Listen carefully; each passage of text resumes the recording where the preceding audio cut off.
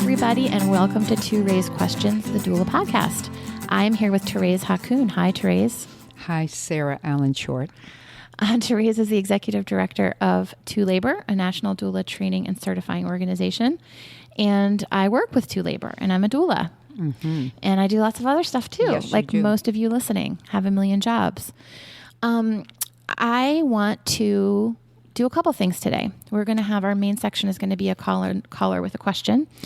You and I had talked about starting a tip of the week. So let's do a few of these, and then guys listening, tell us if you like the tips or if you don't like the tips. Our first tip this week, we're going to talk about what to wear to a birth. Right. Good. Which is maybe most of our tips are going to be much shorter than this, but this is a little bit longer. What do you wear to a birth, Thérèse? It's always a question that comes up at workshops, and one of the questions is, what about scrubs? Yep. And our consistent answer to scrubs is no, don't wear scrubs. And it's not because scrubs aren't comfortable and practical, but they're medical, and they're part of the uniform of the medical community. I mean, if you work in the medical system, you wear certain uniforms. Yep. And the scrubs are uniform. Unless you work for a hospital-based volunteer program or employed by the hospital, in which cases I know that in certain areas they are told to wear a jacket or, the coat.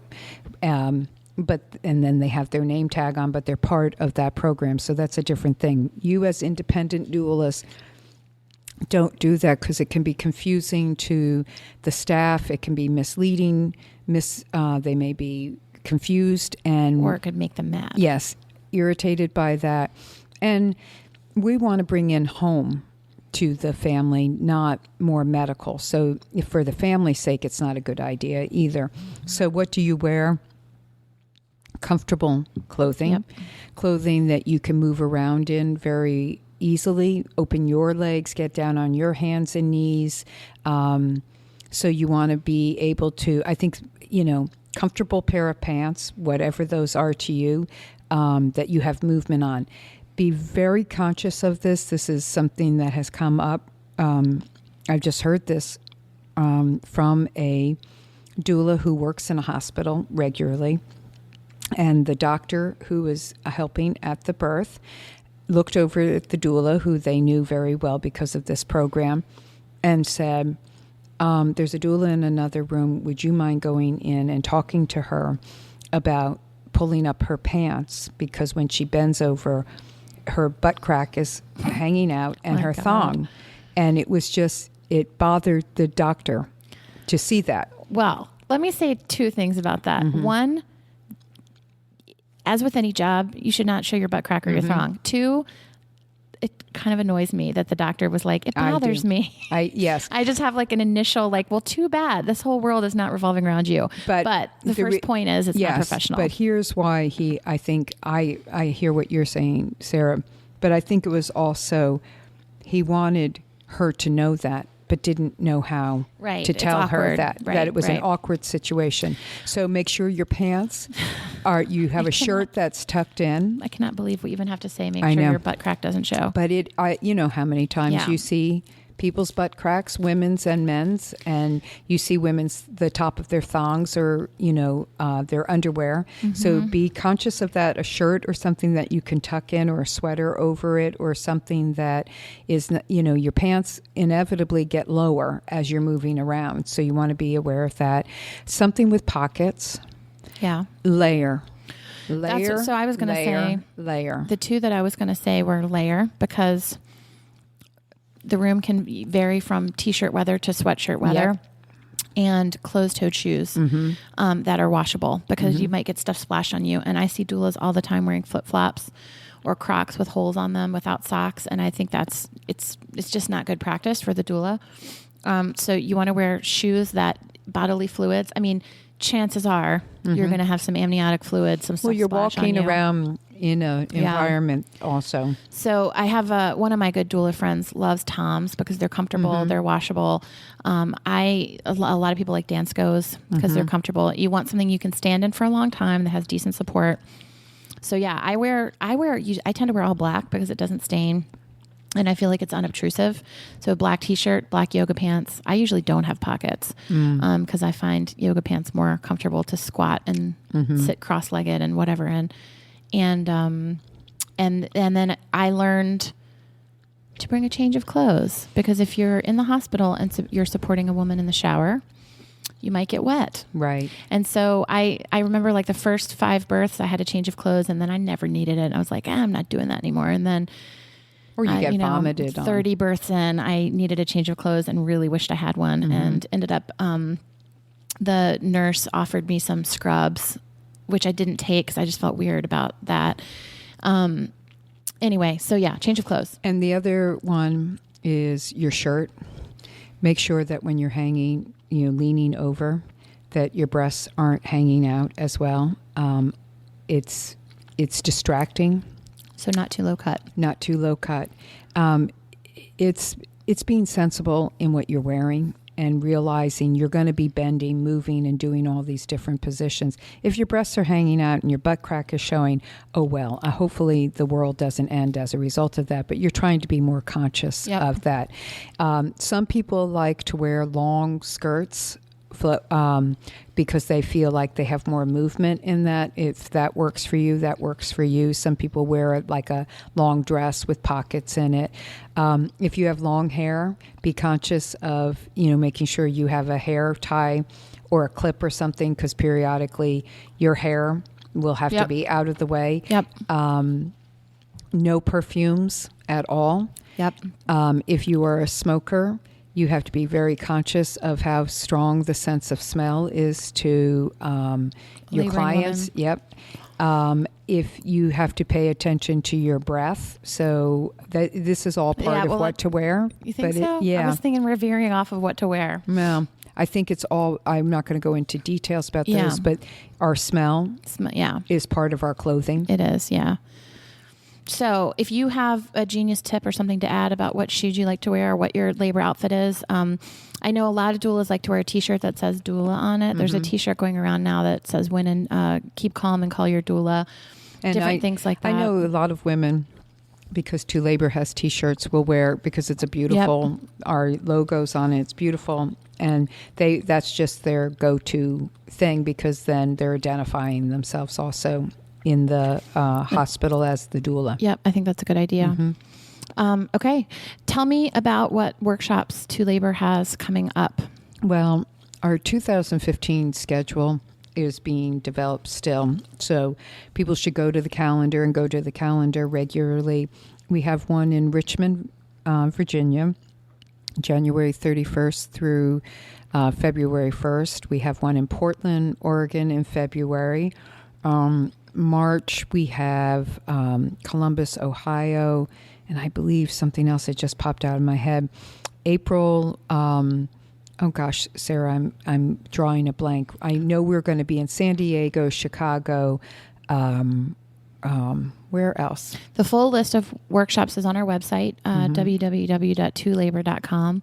If you don't see your city, I feel like To Labor is a different kind of training organization. And if you really want to have a To Labor workshop in your city, and we hope you do, we hope you learn, you're hearing about our philosophy on all these podcasts.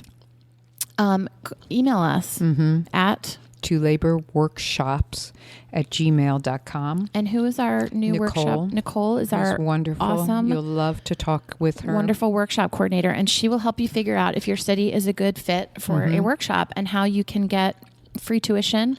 We're looking actually for some sponsors in certain areas. So if you're listening in Santa Fe or Albuquerque, Boulder, we actually have a workshop scheduled that we need some assistance with.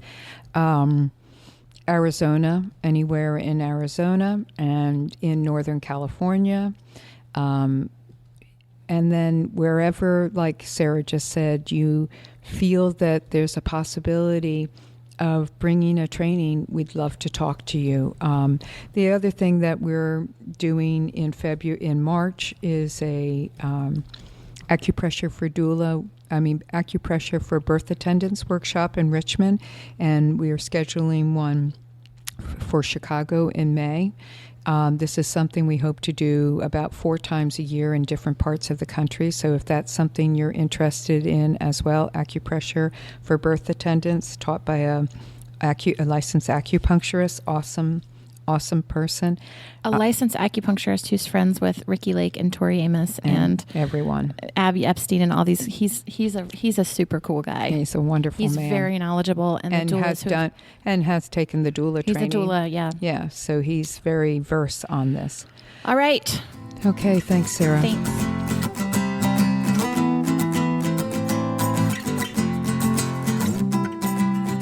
So today we have a caller calling in. Hi, Terri from San Diego. Hi, Terri. Thank you very much for coming on today. We're going to do, we're playing around with different episode formats, and today you have a great question that I think will be of use to a lot of people. So I want to give you a chance to ask your question of ToRAISE. And remind me, are you what's your doula experience? I'm considered a trained doula. I went through the 2 labor training in October, so this is my very first client. Okay, Wow. So this is a question about your very first client. Yes, Got thank it. you. Okay, so tell us what your question is. I have a mama. It's her second baby. First baby was a scheduled C-section. Mommy has a heart-shaped uterus, and baby was breech. She had, again, a planned cesarean. Baby number 2, she was told by her surgeon that she was a prime candidate for a VBAC, so she's very anxious to do that. However, at 33 weeks, baby's breech. Baby number 2 is breech, and they have strongly encouraged her to schedule a C-section. She wants to labor. She wants to give this her best shot. Hospital doctor wants her to call or go into the hospital the minute her labor starts. So I'm not sure how to encourage her, what I should do. We're doing spinning babies and other things to try to move this baby. I'm just wondering if there's something more I could be doing for Mom. She's not afraid of the C-section, but she sure would like to have this baby vaginally. Totally understand. So I guess the first question that comes to my mind is spinning babies, which is great. And for those who are listening, it's spinningbabies.com. Most of you seem to know about it, but a lot of you still don't. So it's an excellent resource for looking for ideas on how to reposition babies who aren't in the optimal position. Has she discussed with her doctor, this is a doctor, about them trying to manually do an external version on her? Why don't you say what an external version is, ToRAISE? Okay. Again, I'm sure many know, but then again, you're right, Sarah, many may not.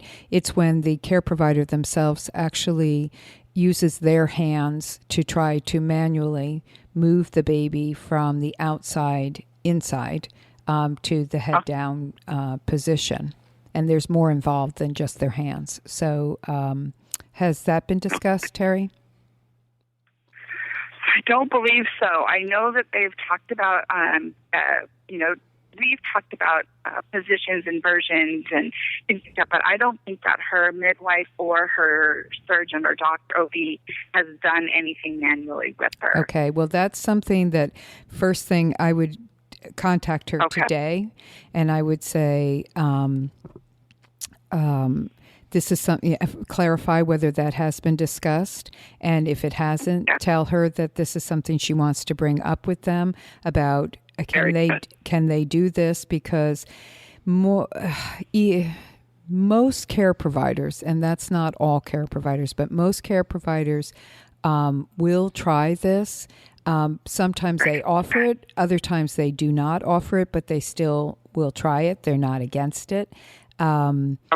But that in some occasions, so prepare yourself for this with your client, that the care provider could say, no, I don't do that. And she should ask why. Is there any risk with the bicornuate uterus, the heart-shaped uterus? That's why she wants to know if the care provider is saying, no, we don't do that.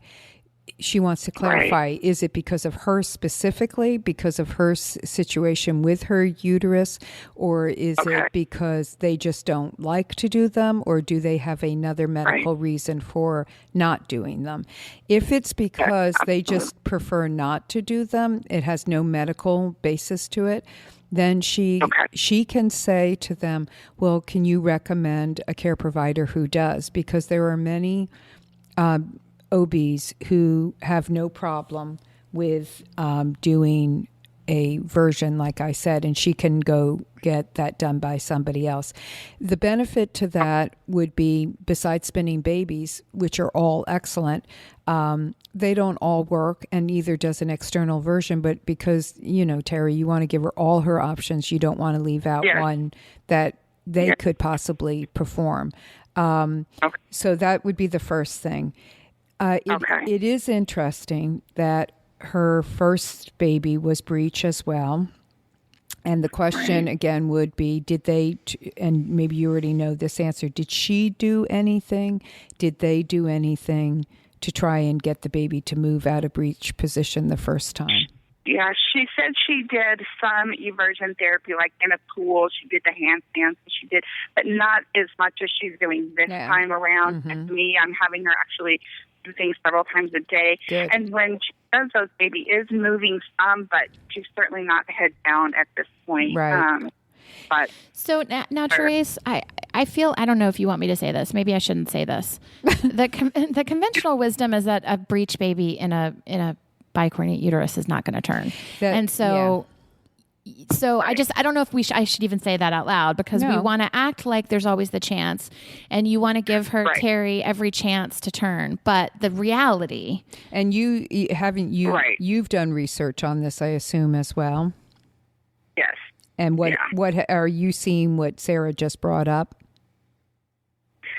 Yeah, she's definitely prepared herself for this C-section. I guess her biggest fear is that she'll labor and then she'll have to go into an emergency C-section, and that totally freaks her out. Right. Because of all the urgency and the craziness that goes along with that. And add her is rupture. Do you think that her doctor is contributing to that fear? I think maybe I do. I think that our OB surgeon is very much the fear of the rupture is overwhelming to dad at this point. And because I've been with a lot of clients where the doctors say that, and it's really a judgment call. Sometimes I feel, where they say, look, you can either, this is less for the situation you're talking about, more for a client who's been in labor a long time. And they're like, look, you can either choose to have the C-section now and it can be all nice and calm, or you can wait and keep pushing, and it might be an emergency. And that's something that is really scary to women. So we're going to talk about some of the options around that as well in a second. But what were you going to just say, Terri? I'm sorry? Were you going to say that you feel like that is what this is stemming from, or were you going to say that's not the case with this care provider? I think it's more coming from her. It's just so proud of me, because the same surgeon who did first one said, you're a prime candidate for a VBAC. And I think what baby turns, it's a whole different game. Right. And she's going to go through everything. Right. She'll cancel the C-section and everything. And so that's our hope, that baby turns. If baby doesn't turn, she's kind of resigned herself, and it's on the books, but she's going to have this surgery. And she says, the option that I know that I can call at any point and cancel. I think that's just her security blanket. I think that's good, though. But that's good. Yeah, I do too. Mm-hmm. Because the reality is that may be her reality. Exactly. And then I just encouraged her to have a C-section birth plan. Right. Okay. And that you can certainly do those things. Okay, so let's hold off on that for 1 second, because I definitely want to address that. But going back to what you were just talking about, that if she can get this baby to turn, then she has been told that she's a good candidate for a VBAC. And I would hope that that doctor wasn't just giving lip service, that they really meant it, because the chances are good that they did. Otherwise, they probably wouldn't have suggested it right from the beginning. It is interesting given the fact that she does have the heart-shaped bicornuate. I have a hard time saying that word. Bicornuate. Bicornuate uterus. That they did offer that. Not that that's a problem, because it's not a problem, but sometimes babies do have a harder time turning, and they can stay in breech more commonly, from my understanding. But so that's why you do want her to do all the positions that you're suggesting to her, and you do want her to have the option of possibly having the external version done as well. Because if it turns out this baby isn't going to move, at least she won't find out later on, oh, what do you mean? That was a possibility and nobody told me about that. So that's where you're covering her with as many options and choices as possible. The second question I have before we go to planned cesarean is, I'm assuming, because you didn't include this in your question, that the doctor is not one who is open to trying for a vaginal delivery with a breech. Right. Okay. It's out of the question. Okay. And is this something that has ever been talked about with your client, not encouraged, but discussed as, is there a care provider, and maybe there aren't, but is there a care provider in your community who would be willing to do a breech VBAC on top of it? I would definitely have to do some research on that. I think insurance changes it. Insurance is an issue for her. Mm-hmm. So she's in the HMO type of insurance program. So, but it is a midwifery program. So I would imagine that. Well, the midwives can't do breeches. In some states they can. Not in California. Not certified nurse midwives in a hospital. I was going to say, Terri, you should encourage her to check out her options rather than you doing the research. And I would introduce it very gently. I've had clients with breech babies who just didn't feel comfortable. Well, that's what I was going to ask. With the idea of vaginal birth. And she may not even want that as an option. Right. So I would, kind of poke around the edges and say, is this something you would consider? Right? Is this something you have an interest in? And if you do, it's time to do some research into whether that's even a feasible option. And she's, like Sarah just said, we've worked with people here in my community. We do have a care provider who will do vaginal breeches and will do VBAC breeches as well. So they do have that option, but there have been women who just are afraid of that option and have chosen to schedule their C-section anyway, and that's totally legitimate for them, and others who feel like no, they can. So those are two options, the external version and the possibility of, does she have an interest in a vaginal delivery, and if so, with a breech, if so, is there somebody available, and if so, is she able to transfer to them? I just saw, while we were talking, I just did a search and saw that Spinning Babies actually has a link about breech babies with bicornuate uterus, which I'm sure you've seen. But we will, when this episode airs, we'll make sure we post that on our Facebook page too. Good. Okay, so ToRAISE, you've covered those what options. To do about like how to maybe turn the baby, how to find a care provider who might deliver it vaginally. Let's say neither of those happens. Let's say she's 39, 40 weeks. So now the next decision is, is the doctor comfortable with her going into labor on her own? Yeah, that's Sarah's and I question. Yeah, the doctor asked, originally the first conversation with her OB was, yes, you can go into labor, but the minute you have that first labor pain, I want you to check yourself in to the hospital, and then that's where she's going to be hooked up and not be able to walk freely. And correct me if I'm wrong, but because she never went into labor with first, there is a great possibility of prodromal labor with baby number 2, and that could be a very long time laboring. Right. Right. So will she truly not be able to walk once she's in the hospital? That's the other question. If they can monitor her wirelessly, I'm not sure. She might be able to move around in the hospital room. That's what I did ask her. I told her she has an appointment, I did ask her, I made a list of questions. Good. We talked about it, and it's the fact that she was able to move freely. I want you to have a birth ball in there. I want you to be able to move around. I want you to be able to get into a shower or a bathtub or something. When you check in there, could you find out all those answers? And she said she would, and she's going to be taking a tour of the hospital. This is a new hospital for her. Well, so yeah, because those things. They want her moving. The other thing is and I don't know whether you included this in her questions, but do they have the telemetry monitor, the one that, is kind of like we talked about it in the workshop, where it's belted on her, but there are no strings attached. It's kind of like I will find that out. Yeah, it's called the telemetry monitor. And if they have that would be something, then they could be monitoring the baby. But here's the thing. I want to ask you something, though, Trace. Do you think it's fair for the doctor to say, I want you in there as soon as you have Because there are doulas. We talked about this in our last episode. There are doulas who would say, just don't tell him when you have your first labor. Just labor at home and just have it be your little secret. And I think you know Terri from taking the 2 labor training, and everyone who listens to the podcast knows that is not we are not about telling anybody to do anything. Right, and telling somebody not to. Now, Therese, would you give that option? Would you say? No, what I think the woman has to know the risks and the benefits. And the concern, I think, and she can ask the care provider. And this is, again, where she has to have the communication, and you're just the conduit. You're giving her maybe the questions that she doesn't know to ask, which is, why as soon as labor begins do you want me in here?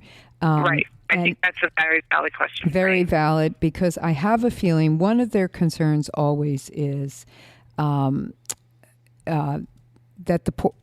there is a possibility of the cord prolapsing in a breech a little bit higher, from my understanding, than a little bit more frequently, which it's infrequent with a breech than with a vertex with the head down, only because the head usually corks it off because it's so big and solid, where the butt sometimes doesn't. The cord can come down ahead of the butt and prolapse, and that's one of their concerns is that bag of water, once it breaks, you may have a situation. That may be one of his reasons, which I can understand. It doesn't mean that that's what's going to happen, but that's something they would bring up. And the other is, I think that he might say, what wouldn't surprise me is, well, you never know. Your labor could suddenly take off. We don't want to find you in a situation where we're having to do, we want this calm. We don't want this emergent in any way.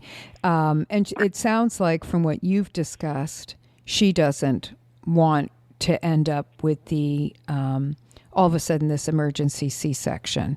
Exactly. What week is she scheduled for?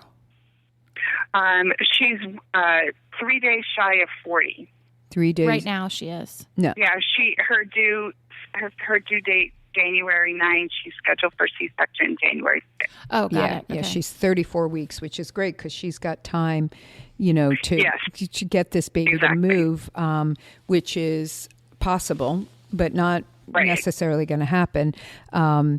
So she's scheduled at 39 weeks, you said, or 40. Right. Yeah, 39, which is what they do nowadays. They can't do it sooner, and they do it as soon as 39.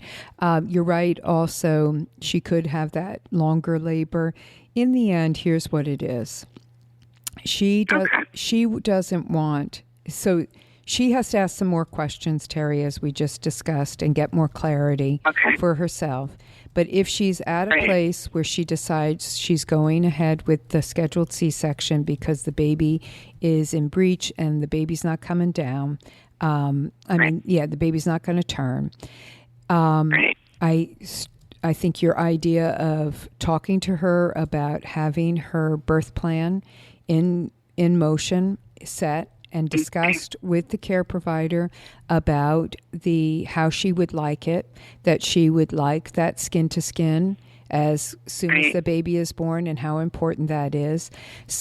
She can, if she wants to avoid the emergency kind of situation, which doesn't happen, are we talking about emergency where she's afraid of like being put under, or what? Yeah, I think so. She made a comment about general anesthesia. I asked if baby number one was that way. She said no. Right. And I said, she's afraid it'll take too long to get epidural in place, so they'll put her under general and all of those things. So okay, so the likelihood of them having to do that is, general anesthesias are rare, except for if it was a prolapse, then it would probably be general, just because they're gonna get that baby out as fast. Mostly, even true. Where there's issues, they usually can get a spinal in, which is very fast acting. But barring that, if it would make her feel more at peace, and I'm sure there's going to be people listening to me who are going to roll their eyes and not like this comment, but sometimes women who are trying the best that they can to have the most control over their labors will have the epidural put into place, but they might do a test dose on her just to make sure everything's good, and then let her labor for a while in the room. Here's why I've never heard of that. Yeah. That's a great option. I mean, and so it's in place for when they need it, and there's no. And the test dose is just to make sure that she can feel, that it will be effective when they need it. And then maybe it would give her more time to labor, which the reason we're discussing this, because some people may be like, well, if she's scheduling a C-section anyway, and she's already started in labor, who cares about that, how long she's in labor? Well, it's good for the baby. It's good for her psychologically. If it doesn't, I believe it. Yeah, and if it doesn't happen that way, it's not that it's bad for the baby or not good for her. It's just those things. If again, it's about options. If she has that as an option, like, okay, I'm okay coming in right away, and can we put the epidural in? If I agree to that, could we have the epidural put in? And you could just do a test dose. I want to be able to have mobility, though, still. Now, it may not be that she can get up out of the bed. That would be a decision that would have to be discussed as well. But that doesn't stop you, Terri, from working with her in the bed with different labor positions and making her comfortable. Okay. And the monitoring, maybe they'll let her sit on the birth ball in the room, standing by the side of the bed if she has true mobility in her leg.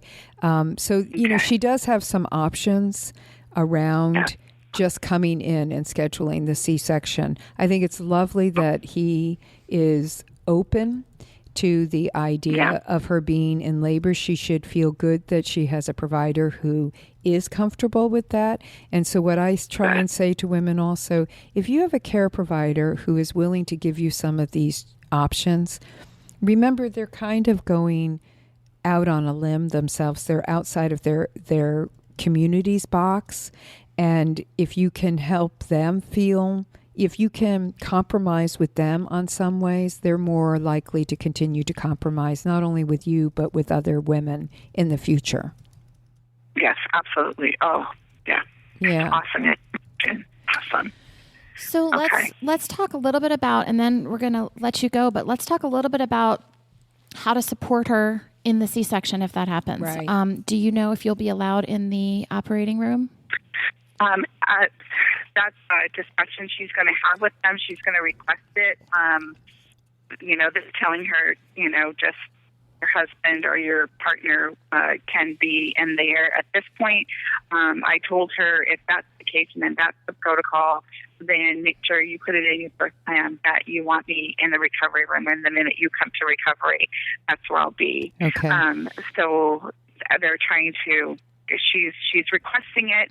She doesn't know yet, but she is. In my experience, Right. That's usually the anesthesiologist's call, and so there's a chance that even if she has the conversation with her doctor ahead of time, If he says yes, they may say no. If he says no, they may say yes. Or they may all say yes. And here's the other thing: without her, I think you're giving great input to her, Terri. I think you're doing a great job in every way.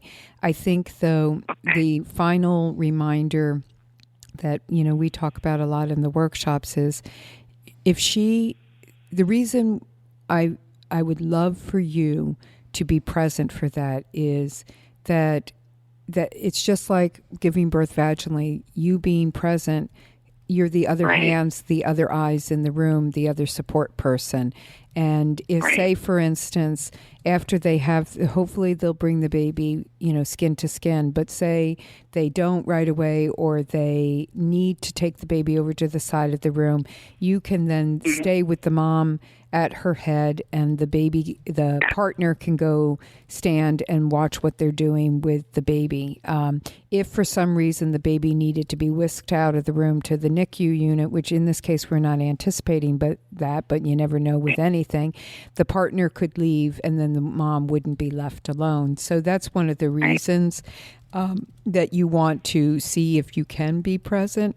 And this is something that she needs to speak to quite firmly. This is how I really want to have this experience, not just asking permission, but saying this is something I want. And Sarah's right. We know in the end, usually it's the anesthesiologist who has the final say on this, because you're standing in their space. You're right. They're right there at the head of the mom, and that's where you will be. But if the care provider is on her side, it helps. If you guys are able to labor some in the hospital, you get the nurses on your side as well, and they help negotiate this. Or like a doula just told me this. I thought this was wonderful. The family was going in for a C-section, an unplanned one. This was, it turned out that they needed a C-section, and the nurse said to her, she said to the nurse, "Will I be able to come in?" And the nurse said, "No." The anesthesiologist said, "No, you couldn't." So the doula went over and very nicely said, "Can I talk to you for a minute?" And the anesthesiologist, because they were in the hallway, said yes. And she said, "Oh, it would be so wonderful. They really need, blah, blah." She just kind of schmoozed with the with the anesthesiologist, and the anesthesiologist said, "Okay, come on in." And so she got herself in. She didn't take the answer as no, but she wasn't aggressive with it. She thought, "Let me see if I can make this happen." And the nurse wasn't, a barrier.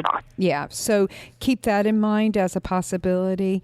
But you're absolutely right. Otherwise, you are in the recovery room waiting for them to come back in, and then you proceed as you would with somebody who's had a vaginal delivery. Okay.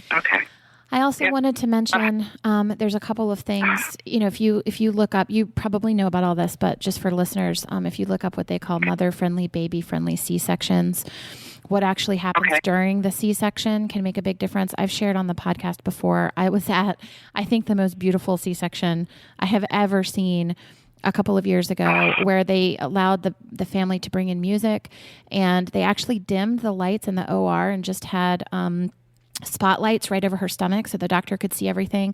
So there was this music playing. The midwife was there. The doula was there. The mother and her partner were there.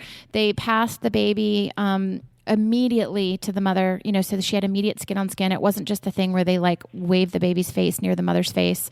She got to curl the baby around her neck and have immediate skin on skin. And now not every hospital will do this. But I think it's worth asking. Even knowing that it's an option, because I didn't even really know that could happen. I had just started to hear about baby friendly C-sections where they do the skin on skin. But all the rest of it, I had never even heard of. And then the other thing I want to mention is there's increasing research about colonizing the baby with bacteria from the mother's vagina in a C-section. And so that's something you could talk about prenatally.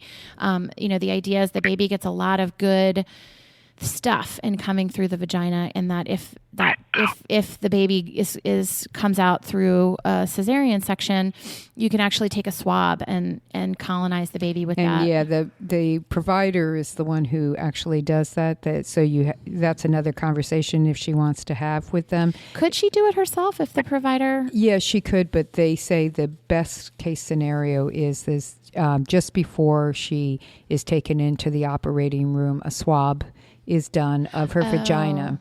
And then when the baby is being lifted out, the provider has it next to them and they actually put it on they swab it on the baby. And, I feel like 90% of providers would think that was the wackiest request but if ever. So that's another, if that doesn't happen, and that's not even in the realm of conversation that you end up having because you're having so many conversations. Okay. If that doesn't happen, this is why skin to skin is so important, though. The microbes are also on the mother's skin, and that baby, that connection still, it's not just about, the respiratory and the heart rate and the bonding and all of that. It is also about the microbes on her skin itself. So all is not lost, and never is all lost, period. And she'll get it. The baby will get it also, through the breast milk as well, the different immunities and such. It's just, we're looking at the bigger picture and you're giving us the opportunity, Terri, to talk about a few other aspects of this as well. Yeah. So any other questions? No, you've been so helpful. This is great information, and I can't wait to, get back with Mama and just love on her and encourage her. And that's the main thing. Please help her. And I think you already know this, and I think you are doing this. You will continue to do it. We want her to have all this information, but not with anxiety around it. It's that fine line of not making her. That's why you pick and choose which are the most important things. That maybe the colonization, that we think that's really important, maybe that'll be too much, or maybe it'll fit in right towards the end. You can introduce that as a conversation, but maybe not right now. For her. Right. And here's my last request of you: when the baby, when the birth occurs, let us know what transpired. It'd be great to know. Send us an email, and we can, if nothing else, we'll call you back and talk to you about it again. Okay? Oh, I would love that. Okay. Absolutely. Okay. So good to hear your voice. You too, Terri. Take care and have a nice, warm, sunny day in San Diego. Oh, I know. It's gorgeous. Thank you. Be warm. Okay. Bye. Bye-bye. So much. Bye. Bye.